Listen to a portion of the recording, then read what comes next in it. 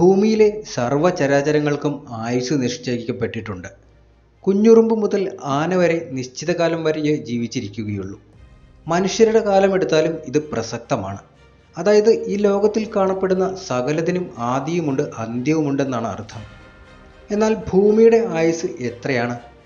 സഹസ്രകോടി വർഷങ്ങളെന്നും ഇപ്പോൾ തീരുമെന്നും ശാസ്ത്രജ്ഞർ പലപ്പോഴായി പറയാറുണ്ട്. എന്നാൽ ഭൂമിയുടെ ആയുസ്സെടുക്കുമ്പോഴും വലിയ ഒരു ആപത്ത് സഞ്ചരിച്ചുകൊണ്ടിരിക്കുകയാണെന്നാണ് നാസയിലെ ശാസ്ത്രജ്ഞർ അടുത്തിടെ പുറത്തുവിട്ട വിവരത്തിൽ പറയുന്നത്. ഭീമാകാരനായ നമ്മുടെ ഭൂമിയെ ഇടിച്ചു തരിപ്പണമാക്കാൻ ശേഷിയുള്ള ഒരു ഛിന്നഗ്രഹം എത്താൻ സാധ്യതയുണ്ടെന്നാണ് അവർ പറയുന്നത്. പണ്ട് ഭൂമിയിൽ ജീവനുണ്ടാകാൻ കാരണക്കാരനായ ഛിന്നഗ്രഹത്തെ പോലെ ഭീമാകാരനായ ഒന്നാണ് ഭൂമിയെ ലക്ഷ്യം വെച്ച് വരുന്നത്. ബെന്നു എന്നാണ് ഇതിന് ശാസ്ത്രജ്ഞന്മാർ പേരിട്ടിരിക്കുന്നത്.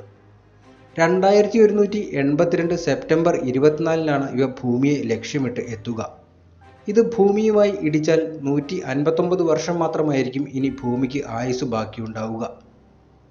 2700-ൽ 1 മാത്രമാണ് അപകട സാധ്യതയെങ്കിലും അതിനെപ്പോലും നാസയ്ക്ക് തള്ളിക്കളയാൻ സാധിക്കുന്നില്ല.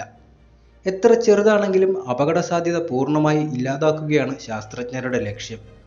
22 അണുബോംബിന്റെ കരുത്താണ് എംപയർ സ്റ്റേറ്റ് ബിൽഡിങ്ങിന്റെ വലിപ്പമുള്ള ഛിന്നഗ്രഹത്തിന്റെ പ്രഹരശേഷി.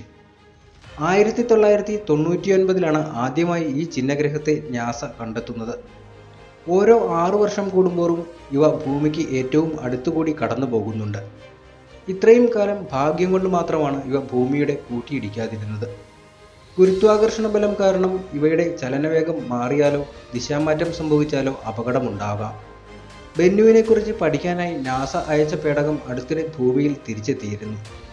ഓസിരിക്സ് റെക്സ് എന്ന പേടകമാണ് നീണ്ട 7 വർഷത്തെ പഠനത്തിന് ശേഷം ബെന്നുവിൻ്റെ സാമ്പിളുമായി ഭൂമിയിൽ തിരിച്ചെത്തിയത്. ഇപ്പോൾ ബെന്നുവിനെ സംബന്ധിച്ച് പുതിയൊരു വാർത്ത കൂടി പുറത്തു വന്നിരിക്കുകയാണ്. അണുബോംബ് ഉപയോഗിച്ച് ബെന്നുവിനെ ഛിന്നഭിന്നമാക്കാനാണ് പദ്ധതി ഇട്ടിരിക്കുന്നത്.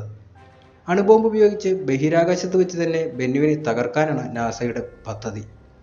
ലോറൻസ് ലിവർമോർ നാഷണൽ ലബോറട്ടറിയിലെ ശാസ്ത്രജ്ഞർ ഏതൊക്കെ ഛിന്നഗ്രഹങ്ങൾ ഭൂമിയുമായി കൂട്ടിയിടിക്കാൻ സാധ്യതയുണ്ടെന്ന് നാസയെ അറിയിക്കാനായി ഒരു സംവിധാനം തയ്യാറാക്കിയിട്ടുണ്ട്.